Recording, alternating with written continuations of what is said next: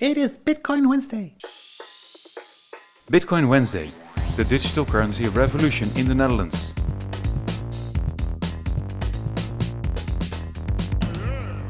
Register using the link on bitcoinwednesday.com.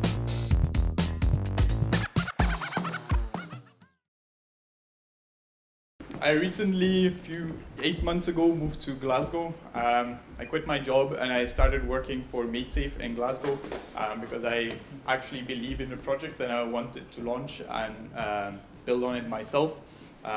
But to get it out of the door, I figured I'd just have to go there. And so they've made me core developer by now, which is quite nice, I guess.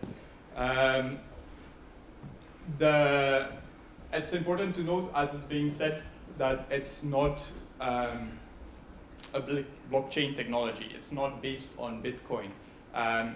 It's more like a broader technology in the sense that we use cryptographic standards to achieve consensus algorithms without trusting a network or any other third party. But we started the project started in 2006 as a rough idea. It grew for a few years in the minds of the founders, then it got funding. It got beyond the prototype, did the first implementation, then we had another crowd sale last year. And then we are doing a massive refactoring of it, and we're hoping to launch very soon. Some people who know MaidSafe might know that our slogan is officially the decentralized internet.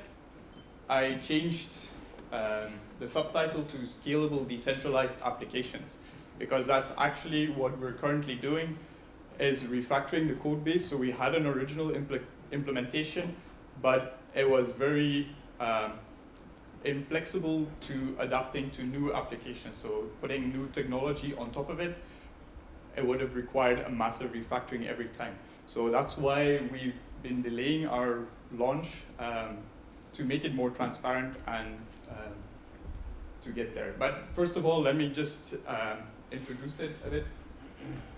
So MaidSafe, the original acronym was Massive Array of Internet Disks, Secure Access for Everyone.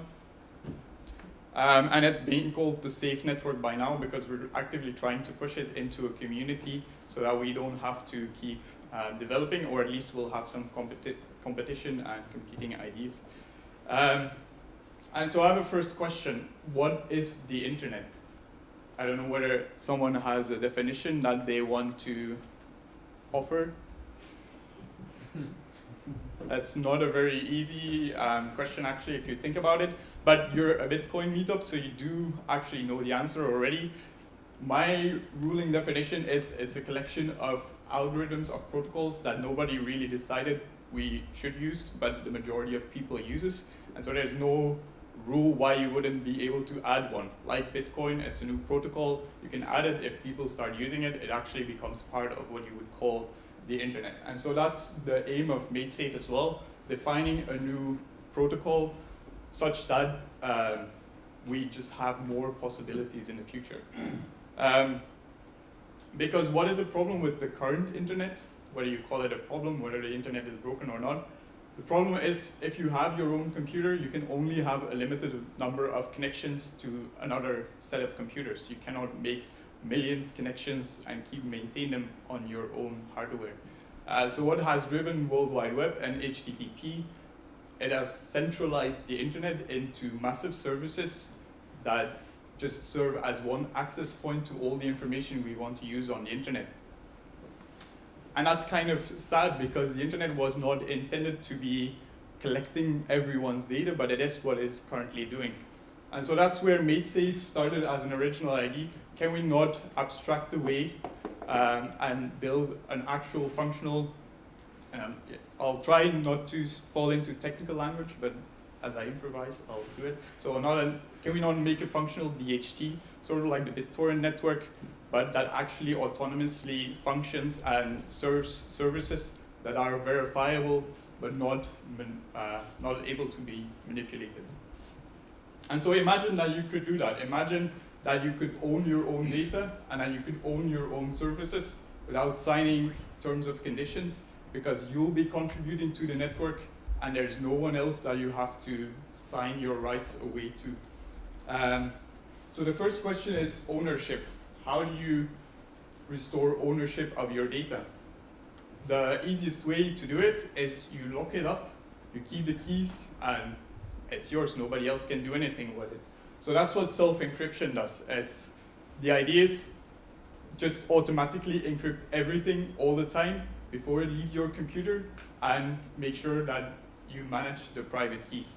So the Inherit protocol has a public key infrastructure. So no user has to worry about public keys. You can share privately. It's all done automatically, and you don't have to worry about such technologies. Because, for example, PGP has existed for years, but it's not commonly used because you have to manually exchange your private keys and all that. And so there's no real mainstream protocol that takes care of handling those private keys for you in a secure way. So self-encryption just says, like, never send anything out that isn't fully encrypted and completely useless to anyone else that's looking at it. That's all fine, but if someone can block access to your files, even if you have them encrypted, that's not very nice. So self-authentication is a second technology that we've implemented. And the idea is there is no central record of accounts. On your client side, you completely manage and control your own session ID. You do not have to ask anyone permission to create an account. You do not have to send out your password. It's always only encrypted or decrypted on your client computer. So anyone can get any data, but only you with your credentials that are not sent out will be able to actually use your session ID and authenticate to anyone else that wants to know that you're truly the person you're claiming to be. If you actually look into those technologies, and we'll try to write more transparent papers soon, it's ridiculously simple. We're not using any advanced technologies in these two parts. It's all industry cryptography, but we're just using it in a different way without the corporate game of maintaining interest. Because if you do it like this, us as a company, we just lose the ability to know who our users are or to look in our own data that users store. But because the company is founded in such a way, we don't care, and we're able to implement technology that restores that. So that concerns the data we have. But you still want to make sure that you have a network that cannot be manipulated. And here is where it becomes interesting. Here's where it becomes the question of, like, are we a network that has a consensus algorithm? And so what the safe network does, it structures the connections between nodes in such a way that every node can calculate what its responsibility is for any piece of information that it gets sent. Equally, it can also calculate what the responsibility of the other nodes that it knows of have to do with that information. That's really important, because if you have a node that is misbehaving, any other node that sees that he's misbehaving because he'll calculate it will say, like, oh, I don't trust this guy anymore, I'll cut his connections. And because it's directly connected to everyone, if your neighboring nodes are honest and you misbehave, then within seconds you'll be cut out of the network, so you just disappear. So any disobeying of the set algorithms will be noticed by your direct neighbors, and they are your connection to the network. So it's very easy to cut out this behavior on time scales of seconds, if not less.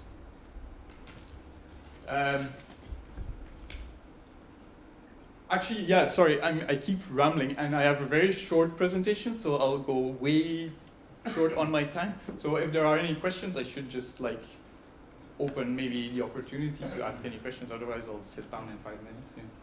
Sure. Just a small question about self-encryption. What are your thoughts about the hardware itself? We all know the history about the chip, for example. Yeah. Are there any thoughts about, for example, the reappearance of some kind like a chip or microcode on hard drive? Oh, so you mean corruption on the hardware itself? Yes. I think that is a general point, and we have to be honest about that. The safe protocol eliminates your risk trusting everything outside of your computer. But we currently do not address any issue that has your computer infected. And it's a very real issue. I mean, I'm not denying that probably most standardized hardware is corrupted. The question is, what is the cost for someone wanting to look into your information for actually using those backports? Those backports or the backdoors into your hardware are usually quite expensive to exploit. It's much easier to just have a direct connection to Google and download all the information. It's much more expensive to go target one machine that you're randomly using and try to peek into that. So our argument is no, it will not be foolproof security, and yes, governments will be able to spy on it. Our argument is it not possible to make the cost of mass surveillance that high that you won't have it anymore? Only for legitimate targets, they will have to invest resources to actually spy on those targets. So it's a very, very good question. Yeah, it's possible. It's within the machine. We try to optimize it, like private keys are only kept in memory for the shortest amount possible and then explicitly rewritten so then we erase the memory and such. Actually, in the C++ implementation, in the newest implementation, we still have to redo that, but yeah. So we try to make it good, but that is a very good question, yes. Sorry. Any other questions on so far? No? So what this creates is not only a structure of nodes that know who they should be connected to based on their public keys, their private keys, based on their public keys, not on their private keys explicitly. And we can form groups, but they are not clearly defined. If you give a target, well, they are very clearly defined, but they're not explicitly formed. So we minimize the overhead for synchronizing the network. So you don't need to, at every point, go and discuss, and when I'm saying we, I'm talking as a computer, so you don't have to go talk to your other computers and say like, oh, are we forming a group, yes or no? Messages and information swarms through the network, and it gets spread to the covering area where it should go, and then every node on itself just always decides like, okay, is this for me? Yes, then I'll act on it, because otherwise I'll get punished. What should I do with it? And it just does an honest job. It cryptographically signs it, and it sends it on to the next step.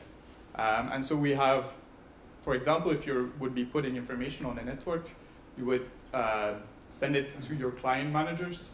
They would approve that you have the currency to put such amount of information on the network. They'll all cryptographically sign it. They'll send it on to another group that will be responsible for maintaining that it's always accessible. And so our consensus algorithm works in revert. So every node will not, in its own group, verify that everyone else is doing the same thing. They will just keep processing messages as fast as they can and sign proof that that's their decision, send it on, and the next group that has to take a decision will verify that everyone or a majority of that group took a consistent decision. And those that didn't take a consistent decision can be punished because they were not deciding the same thing as the others were. So it's a novel consensus mechanism, and the focus is really on pushing as much information through in real time as possible, not having any delays, not having the question like, okay, do we have to synchronize what everyone else knows? And blocking the flow of messages. So that is quite an interesting topic of discussion by itself. What it importantly does, unless there's some questions,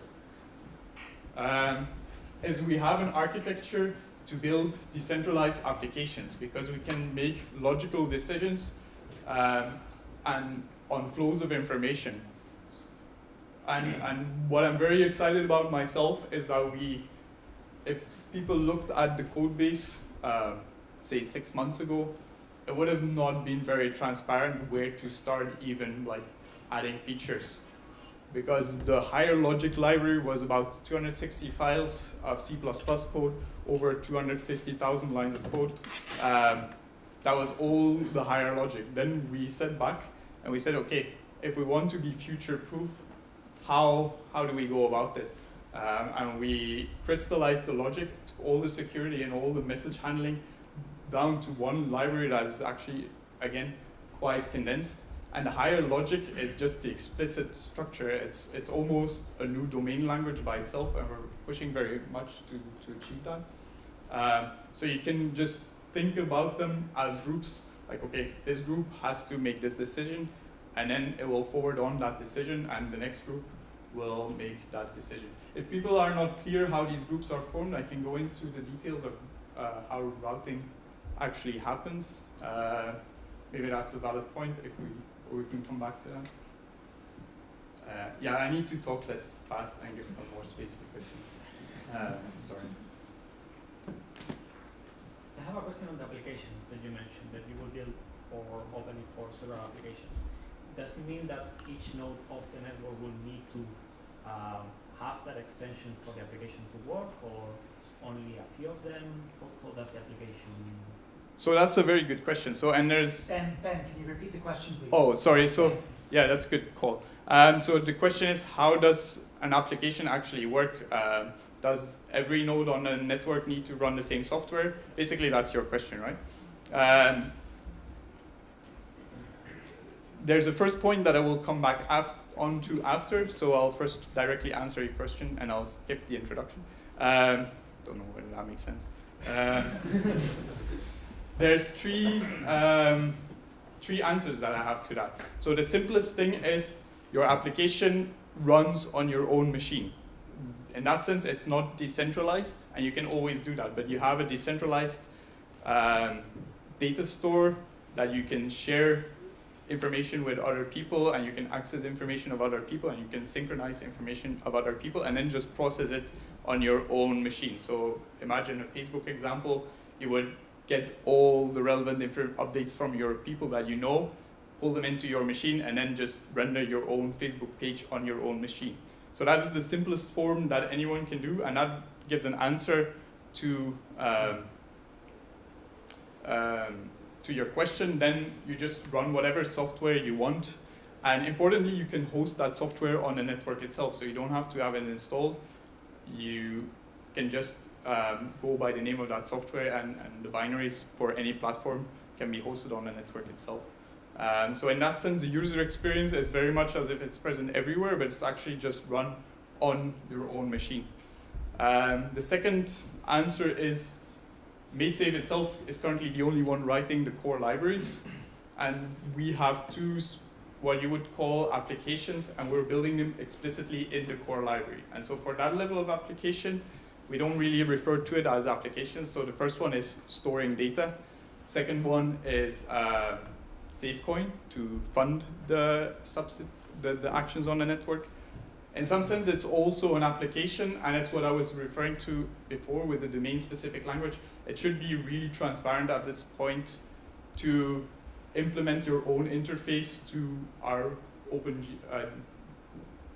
source libraries and just run your own network. But in that case, you need to have, in the current implementation, a network with the same software everywhere. So the versioning of that has to be handled as such, yes.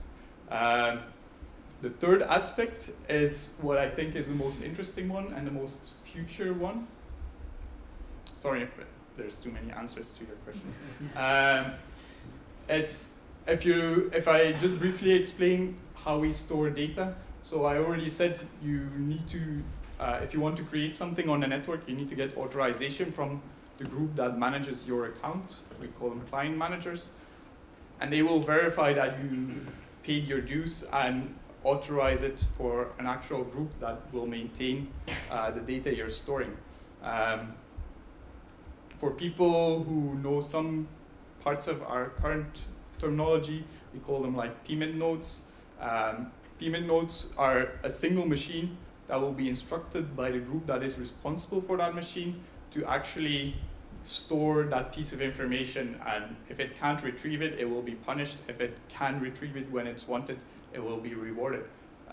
So at that point, you sort of have a very interesting opportunity where you can assign a task to a random set of computers, see whether they perform properly, and either reward them for that or not, and collect back the results. So currently it would be archiving information for later retrieval, but what we will do in the next phase is distributed computing. So computations can be handled by a machine and or a replication set of machines, get back the results, verify that they're compatible, and send on the results to the next step. And that's where I think you can sort of have sandboxed environments where you can run any application without changing the source code of any of all the nodes in your network at the same time, and still running it distributed. So and distributed this time in the sense that if some sort of computation takes many steps, it can go. You can calculate one result, distribute it on several nodes, compare the results, verify that they're okay, send the result on to a next group, do some new computation with new information on the next group of replicated nodes. And so the computation itself will be distributed over many, many nodes at each step, however it's implemented, being verified that it's okay. So that's the three ways of doing it, and I forgot what the introduction was to my answer. So yeah, sure. I have sorry, more questions or? Sure. I would have a distributed database and I would run it on the MaidSafe network. Would that make that database itself censorship-free in the session? Yeah, so as I've quickly alluded to, the idea is that you cannot block content on the safe network. It opens all sorts of questions. Richard and I were discussing it about before. We try to stay apolitical. But yes, if your application is on the network, it can be accessed by whomever either has private keys or if you make it public by everyone. The more interesting question is the MaidSafe network by itself is already a database. If the simplest way of thinking about it is just a giant distributed hash table, so you want to store a value, you give it a key, you say like, okay, store this value at this key, the thing will do it, and if you want to get back the value associated with a key. So it's not a database in the traditional sense where you have a structured relational database, it's a key value store. But that should equivalently function for most purposes, I would argue. So I don't think you have to actually implement your own database anymore, just use the safe network itself. All right, cool. And so, yeah, so the first thing I've mentioned a few times, the first application we have is, and that's where it originally started, is storing information, like both private data, which you can do with any current technology. I don't know if people know Freenet or something. Sometimes we're said like, how are you different from Freenet or Nutella or BitTorrent? You can only store public data on such networks because it's just being published. You have to maybe refresh it even. There's no possibility for private sharing or private storing of data. And so that's the first application. And in some sense, that covers both most World Wide Web technologies, email, and private messaging. The second application that we have is SafeCoin. Should have switched my slide.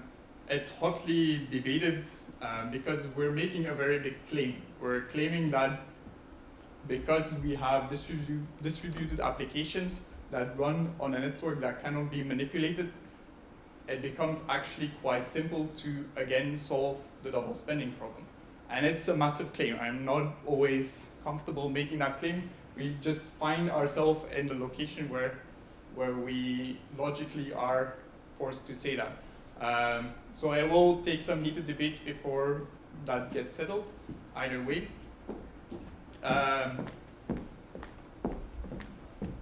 But because you can have a group consensus, real time, decide whether or not you have the currency to make a transaction, cryptographically verified and encrypted, so signed and encrypted, you can assign ownership to certain coins. And in that sense, SafeCoin is much more like cash than it is like an accounting ledger that you could compare Bitcoin to.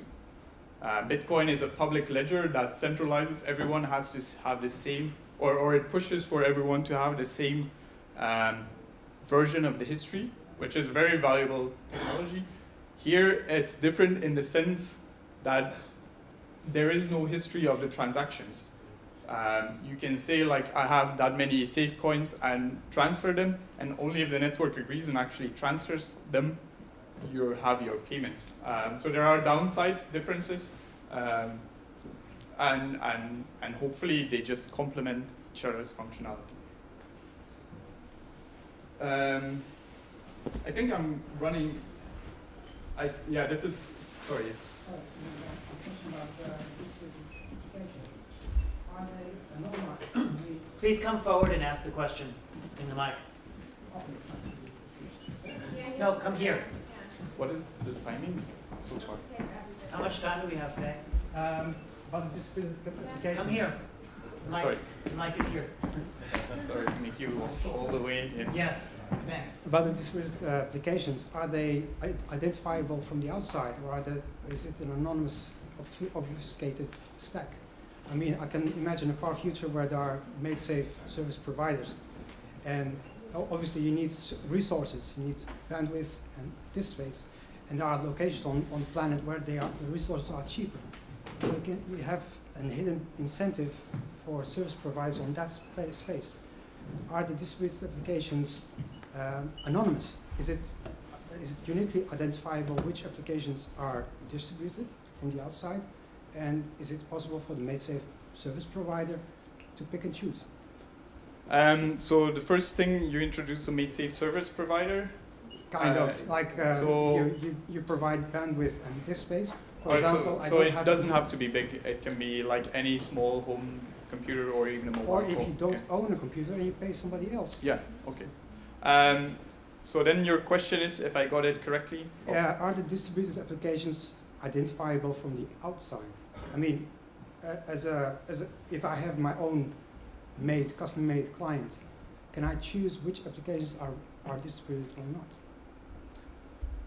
No, I don't think you will be able to. If that's the question, I don't think you will be able, because so there's some kind of net neutrality built in. Yes, yeah. So you do not get to choose. The whole allocation of both data and tasks is based on hash calculation of that piece of information. So we just take either the data you want to store, or in the future the binary of some application. The hash of it defines a name, and that name will say where and who's going to be responsible for it. So that has some downsides. For example, a closed group that we often refer to is not close in geographical space, and that will, we have often discussions on latency and how that interacts, because if you have a big closed group, it will be close in some abstract mathematical space, but it is not close on geographical Earth. So you will be having a consensus with 32 nodes that will probably be on all continents spread out. It will gravitate over time to the locations where the resources are the cheapest. I mean, places like enough sunlight. Yeah. Arguably, I mean, if you have cheaper resources and you actually earn by performing valuable services to the network, there will be more nodes that indeed will be set up in cheaper locations because your margin will be bigger. So in that argument, yeah, I completely follow you. The hope is, and we actively push that, is to even get rid of the client and make the simplest device possible a node.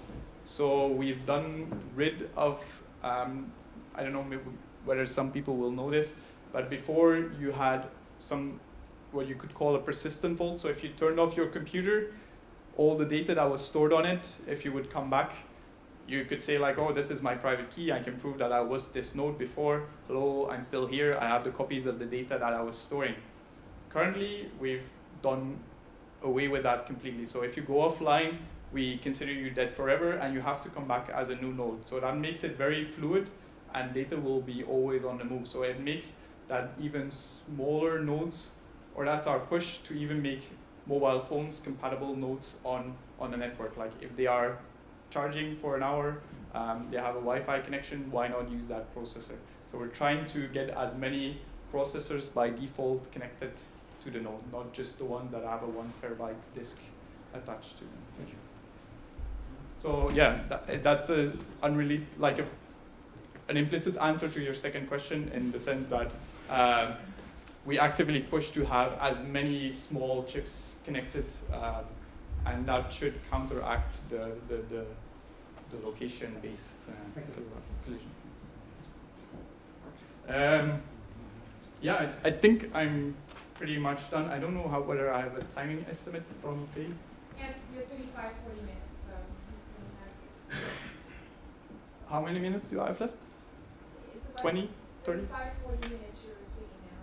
Oh, okay, so I'm running out of time. Okay, cool. Yeah. I was thinking that I was 10 minutes and I was like being embarrassed that I was done so quickly. I'll wrap up. Time flies when you're having fun. Yeah, I know. I think I've said the main points that I wanted to bring across. Yeah, so there's some technical slides. This is the new stack, as we would call it. But mostly, yeah, just thank you for your attention. I hope that we will live up to the promises we're making. But I'm very confident that I will do my best to make it so. So yeah, sure. Thanks.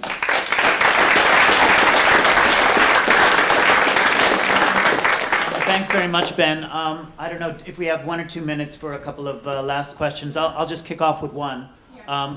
For those who are new and maybe who will be watching us on video, maybe it's a good idea to kind of rehash the historical crowd sale and how MaidSafe, a little bit of the history, so for people that understand really the significance. On one hand, the technology and the concept and how it was launched and how it was received by the crowd sale audience. So I will use or abuse that question to honor the founder, David Irvin. He's a network engineer, and he led like big organizations or networks and managed them in Saudi Arabia before he took a sabbatical for a few years and started pondering the questions like, why do we even have servers? Why do we not have a fully distributed network? And so that's before 2006 that he actually started. He searched for his co-founder, and then he collected from family and friends, local areas. Probably the reason why our project is based in a very remote village in Scottish countryside. It's a wealthy village. So he collected initial funding from relatives and just traveling a lot, explaining the ideas around 2006, 2007. And it carried the project for probably 5 years, 6 years. And it's always been sort of under the radar. So that's 2006 is even before Bitcoin. I mean, that's 2009. So it's a long-lasting project. But then funding eventually started to run dry. But at that stage, there was, I think 2008, there was a successful prototype in Python, but of course you can't run the world on Python. So we chose at that point C++ as an implementation, and it lasted 3 years to get to the first full functioning C++ implementation. And that's the point where we did a crowd sale. And the crowd sale sort of came as a gift from the sky because we were running out of funding. We couldn't again go to the close relatives because we had already extorted them quite a lot of money. And at that point, it was realized that if you, originally the network in 2006 was conceived just quid pro quo. So if you would want to store 1 megabyte on the network, you would have to store yourself the redundancy. So it would be stored 4 times at that time. You would have to store yourself at the moment 4 megabytes itself. And that was in the era where we had desktop computers that were always connected or at least power supplied.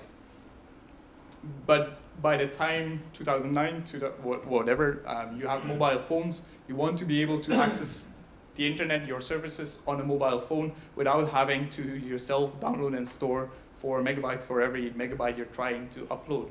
And so the question arose, how do you create that liquidity? And that liquidity made us realize that we actually have an architecture for doing a currency. And with that currency, it's very simple. You reward whoever is contributing. You make them pay for whatever they're using.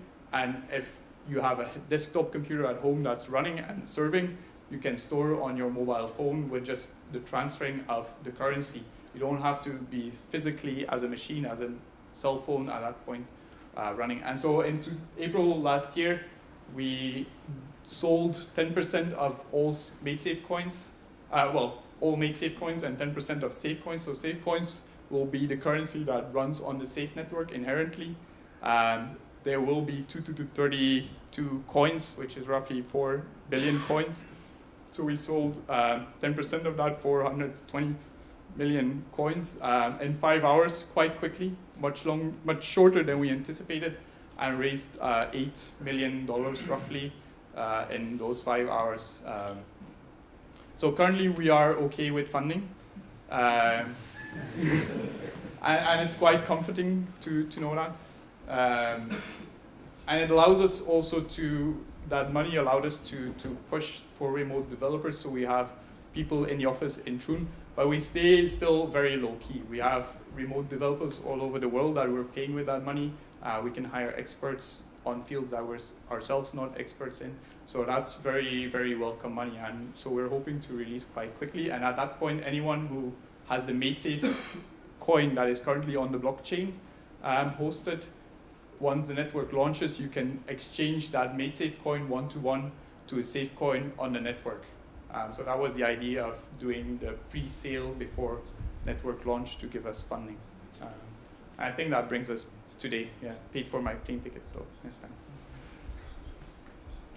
Any more questions? Question? Somebody? All right. Thank you very much. I'll stick around anyway, so if you have other questions, you can ask later on. Cheers.